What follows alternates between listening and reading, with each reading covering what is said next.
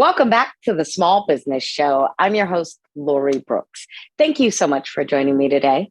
If you're enjoying the show, don't forget to subscribe, like, and share.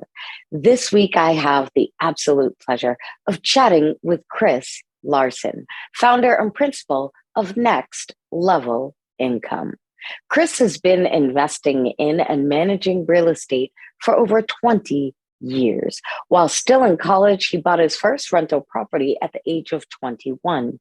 From there, he expanded into development, private lending, buying distressed debt, as well as commercial offices, and ultimately syndicating commercial properties.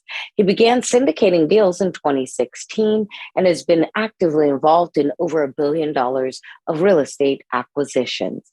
Chris is passionate about helping investors become financially independent. Chris, welcome, and thank you so much for joining me today. Lori, I'm excited. If that smile can't get you fired up, then I don't know what can. I love it. You are too funny. I feel the same way. I thank you so much. I can feel the energy through the mic already. So Absolutely. Much appreciated. I am super excited to dive into your journey and talk about all things small business and next level income and where you are today with your practice. But before we do, I want to rewind the clock just a bit. Sure. I want to go back to the days of, say, junior high or high school. Let's think about a time when an aunt or an uncle at, a family gathering, or even a mentor or a teacher at school would have asked you, what do you want to be when you grow up? Chris, what was your answer to that question back then? Yeah, the first time I remember being asked that question, I don't think I was even in middle school yet, but I was on the roof of our house. The roof was being redone. Yeah, my stepfather was a contractor. So my father died when I was very young, when I was 5. So I grew up with my mom and my sister. I wanted to be a scientist back then, which I really didn't know what that meant, but I thought science was really cool. And I was pretty good with numbers. But as I got older, I knew I wanted to do one thing. I wanted to race my bicycle. And I started racing when I was 14 years old. And the family friend, Clint, who introduced me to cycling, to competitive cycling. We used to ride from our house to Annapolis every weekend, which was about 10 miles and back. He also raced a little bit. So I went to one of the races he did with his family. And I was like, this is what I want to do. I want to race bikes. So that was really my passion going into college. But the other thing that Clint introduced me to was investing. So he gave me, I'll never forget. And I talk about this, by the way, in my book, which if you're listening, you're welcome to get a free copy at nextlevelincome.com. And if you put your address in, when you click on the book link, I'll even send you a copy today for free. Excellent. If you're listening. So Clint gave me this money magazine, and it showed how if you invest in a Roth IRA, which was pretty new at the time, which I know probably a lot of your listeners are them too, it had that compound curve going up and to the right. I was like, whoa, this is really cool. Like, I can be a millionaire if I do this. So I started learning everything I could about investing, got interested in the stock market.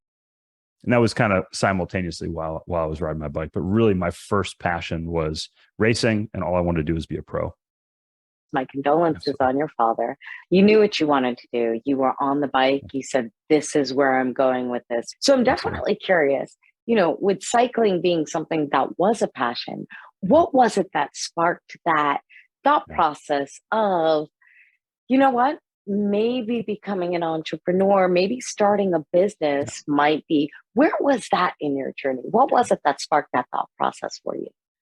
Yeah, so I think it's a combination of things. And Malcolm Gladwell talks about desirable difficulties. So we go through these periods in our life. And if we have the right environment around us and we can kind of pursue and push through those things, we can achieve certain levels of success. So, I think my father's death was probably one of those things that kind of made time finite in my mind. But what happened was if you race bicycles, you don't make a lot of money. So I was in this period of my life where I was getting to the point where I was just the level right below professional. So I could turn professional with where I was. My team actually turned professional right after I quit. But I had friends going to Europe, and they were coming back, and they were telling me all the kind of horror stories with respect to doping and what was going on. And look, this happens. I've learned this is, we just learned about the FTX blow up with Sam Bankman-Fried, and we've heard about doping in baseball and and Mm-hmm. cycling and all these things. So Mm-hmm. there's always bad actors, there's bad apples all across the board, but it is Mm-hmm. disheartening when you're kind of, idealistic and trying to figure that out. Right. But I always had this entrepreneurial streak, and I think it came from my father. He was an entrepreneur. I think it was Mm-hmm. genetic, but what really sparked it in me and really kind of pushed me to go further was when my best friend passed away. So I had these Mm-hmm. periods in my life of, pretty intense loss, if you will, with my parents, my best friend, and he died. He had a massive brain hemorrhage at 18 years old. I was the one that identified in the hospital. I was 19. I just turned 19 years old, just 2 weeks before. Not even that, 10, 11 days before. It was June 21st, 1997. I was in Pennsylvania. I'll never forget. I went back to school, put my head down for a year, raced my bike, raced. And again, I got to that point where I could go pro, and I just kind of saw the environment and I thought, well, this isn't really what I thought it was. And the other Mm-hmm. thing, Lori, is I thought to myself, I made this pact when my friend Chris passed away. I said, I'm not going to have any regrets. If I have an opportunity and I have the ability to take it, I'm going to take it, whether that's going on a cool trip or if there's a business opportunity or asking someone out, on a date. And I said, how are you going to do this? Like, how am I going to do this, Chris? And the fact of the matter, the reality is you have to have money in this world to have Mm-hmm. access to opportunities and have true freedom. That's why I say you really need passive income to have true freedom. You have to have the Mm-hmm. ability to choose your time and do with it what you will. Mm-hmm. So for me, and being an investor, being a business owner are very similar, right? So Warren Buffett is an investor, but really he buys businesses. So I read over 250 books. I said, I want to be financially independent. I want to have control over my own destiny. And ultimately, at the age of 20, I said, I'm going to be an investor. I bought my first real estate property at 21.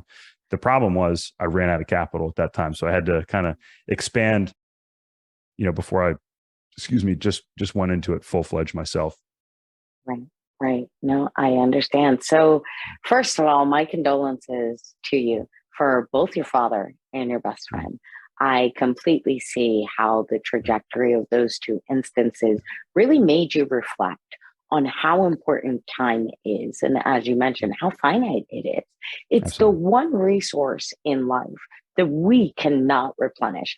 No matter what we do, no matter how hard we try, no matter what we beg for, we can't replace time. And for me, it's the true measure of wealth is the ability Yeah. to enjoy your time the way you want to, how you want to, when you Absolutely. want to.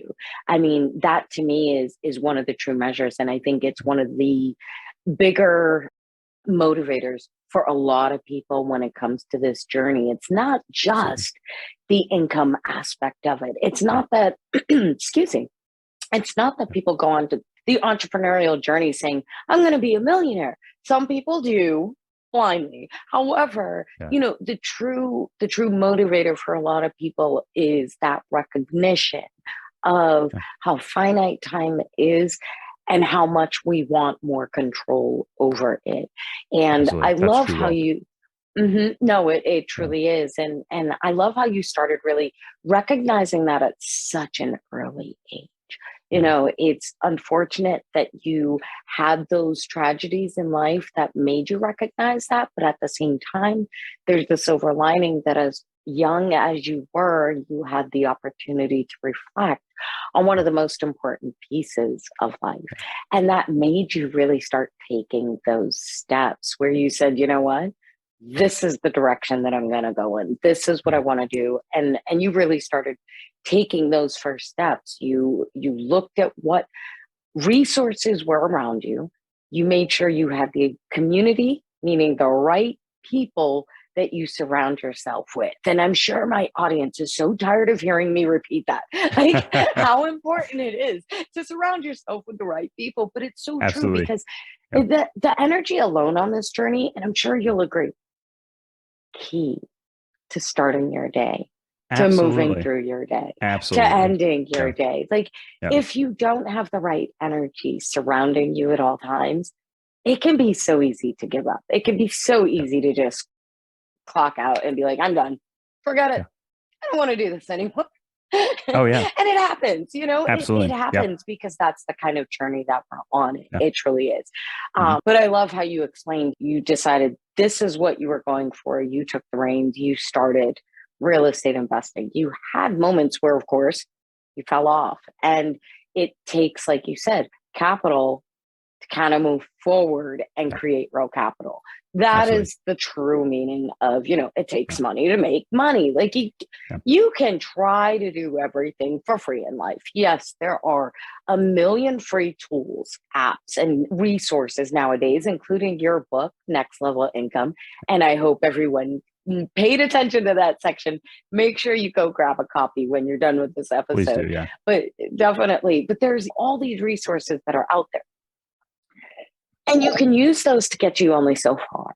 Yeah. You can use those to help you get to the point of obtaining the passive income that you need in order to make the next steps and actually Absolutely. begin moving forward in your business. So once you started establishing the passive income and started creating that income to be able to create the opportunities for yourself, what do Yeah. you feel like the next unraveling of your journey was?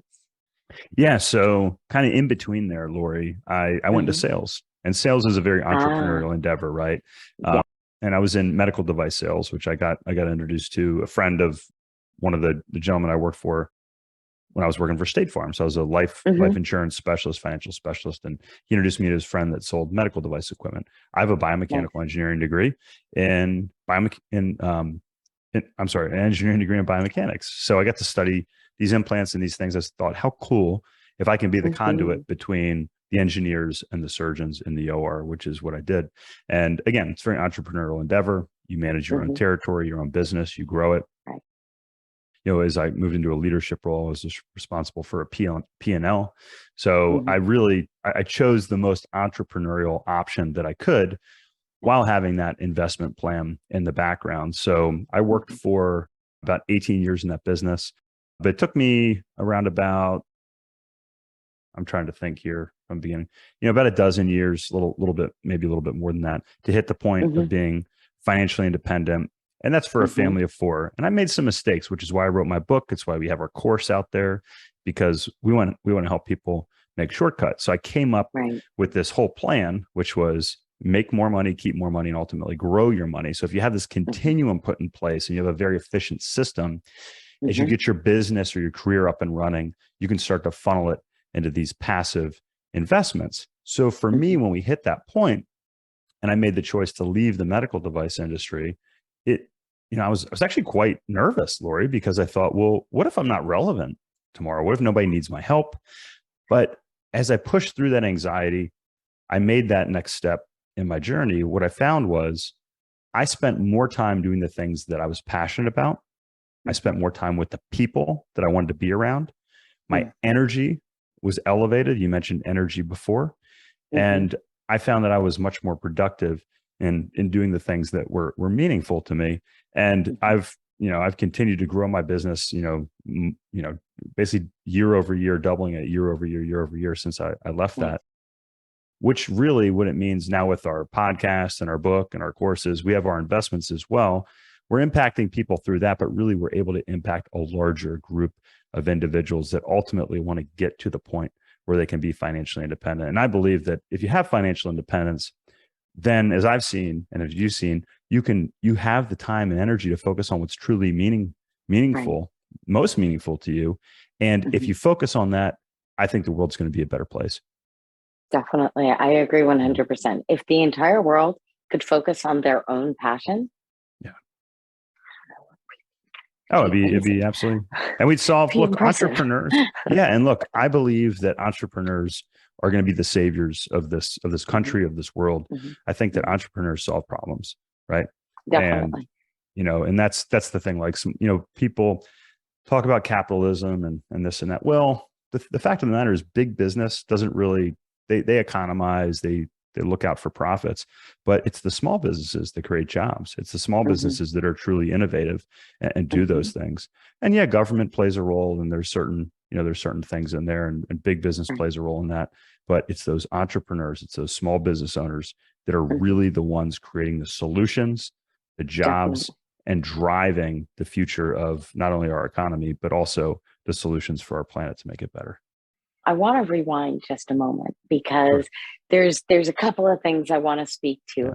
Yeah. I agree with you. I think entrepreneurs can and will change the world. Yeah. And I think if we had more entrepreneurs on the planet, it would be a much better place. But I'd love for you to Yeah. rewind back Sure. to where you were talking about Yeah. pushing through that anxiety. And I Yeah. want to talk a little bit about what it was that you feel like really helped Yeah. you to push through that anxiety, to kind of get to that next step where you started delegating, started moving forward, started Mhm. really looking at the next steps in your Yeah. practice and how you could move forward. Yeah. So there's a few pieces to that part of the journey, Mhm. Lori. Um, the first I want to recognize, if you're listening, you may be, in a career or in a successful position right now, and that's that's good, right? You spend 10 or 15 years, or maybe you're a professional, and if you're good at what you do, it's nice when you can wake up and you say, "Hey, I'm good at doing this," and Mhm. it's pretty easy and pretty secure. So even though I was in a sales role and I was paid largely 100% commission throughout my career, I was Mhm. confident after about a decade that I can go and do it really well, and Mhm. I was replicating that success. So I had to be comfortable being Mhm. uncomfortable. I had to be comfortable leaving my comfort zone, which is really challenging for a lot of people. It's one reason I like to jump in my cold plunge every day. It creates this, I mean, look, I will tell you what, this time of year I actually use my pool. And when I was sitting there and it's 45 degrees and it's, raining out and it's, in the 40s or 30s, and I'm like, I really don't want to do this. Even though I do it almost every day, I still don't want to do it. And it just reminds me that you have to always be willing to be uncomfortable. So that was Mhm. the first step. I had to be willing to leave the comfort of my past Mhm. to allow the ability for me to be successful and expand my future. Okay. I had to leave the comfort Yeah. of my past to expand my future. I want you Mhm. to, if you're listening, remember that. And Mhm. then I had to learn all these new skills, all these different things. So, okay, I was good at sales. I understood finance. I understood underwriting with real estate and those sorts of things. But Mhm. now I I felt that I had to figure out a way that I could have a bigger impact. So for Mhm. me, I worked with a coach, and I distinctly remember the day we met him out on the Blue Ridge Parkway, this beautiful area. We went for a hike in the woods, and we talked Nice. about this, and Mhm. we worked through kind of this visualization exercise of Mhm. what I was meant to do, what I was supposed to do, to have this impact that I look for. And Yeah. I work with a different coach now, but that is my big goal for this following year, which is what can I do in my business to have a bigger impact? And that Mhm. goes full circle because I've always said to my young boys that are 11 and soon to be 13 is if you want to make money, you have to help more people. So Mhm. we can focus on the dollar. I can look at profitability and do all that. And that's important, right? Because cash flow is the lifeblood of a business. But what I found is if I focus on how I can make a bigger impact and help more people, then Mhm. that revenue will end up following and It just coming flows. coming through on the back end. And look, I'll wrap that up by saying one of the first people I worked with, one of my mentors, he Mhm. said to me one day, he said, Chris, if you focus on what's best for the surgeon and the patient, the business will Mhm. follow. I've tried to never forget that. If you focus on your client, what's best for your Mhm. client, if you're out there and you have a Yeah. business, chances are the revenue will follow. It might not seem as readily apparent, but if you do the right thing, the money will come. Definitely. Patience is a Patience. virtue. And it's I used hard. to hate It's when my hard. mother told me that when I was younger, but I get Yeah. it. Yeah. I get it. Now my daughter hates hearing that when I recite it, but it's the truth. And Yeah. this journey speaks volumes to that. The Yeah. patience, definitely. Yeah. So, Yeah. And the generation, that's coming up, it's the world we live in. It's so easy, right? I can grab my phone and I can order food, or I can order a coffee at the drop of a hat. Instant gratification is everywhere. mhm, But if you're in a role, if you're in a career, if you're starting a business and you have that long-term vision, and like Simon Sinek talks about this, he talks about the virtue of patience with mhm, these younger generations, and how you have to be comfortable with a longer term view. And look, that's the other thing. Michelle Duckworth talks about that in, I think it's Grit, maybe Mindset. I may be mixing the two books up, but they're both great books, Grit and Mindset. And what the research finds is that if you have a long term mindset, that is the most likely predictor of success. You know, what if are you focused on the long term outcome? And I think that's very, very important. Taking that moment to really look at what the journey should be, what you want to accomplish, and then connecting the dots in reverse in order to take the baby steps to get there. You'll never clarify what the baby steps are if you haven't figured out where it is you're trying to get to. So I'd love for you to share with us where you are with Next Level Income now and how you work with your clients. Yeah, absolutely. So look, our big drive here is we want to help you achieve financial independence through education and investment opportunities. So we have our book that's there, we have our blog, we have our podcast that's out there.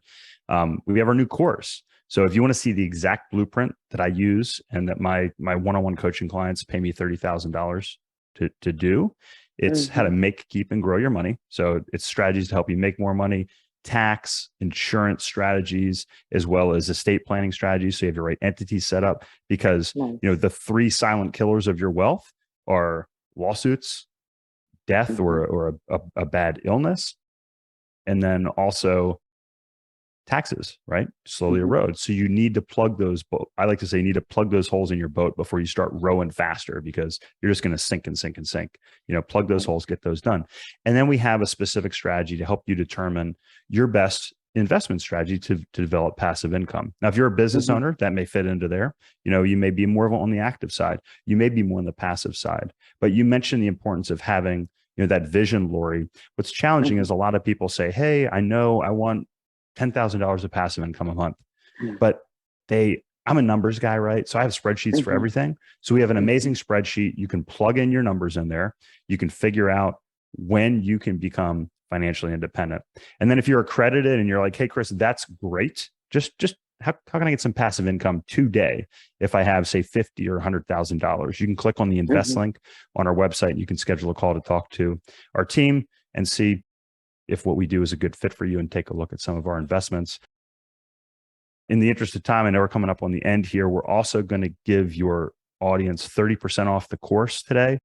They can use the code Lori, capital LORI, and you get 30% off our new course as well.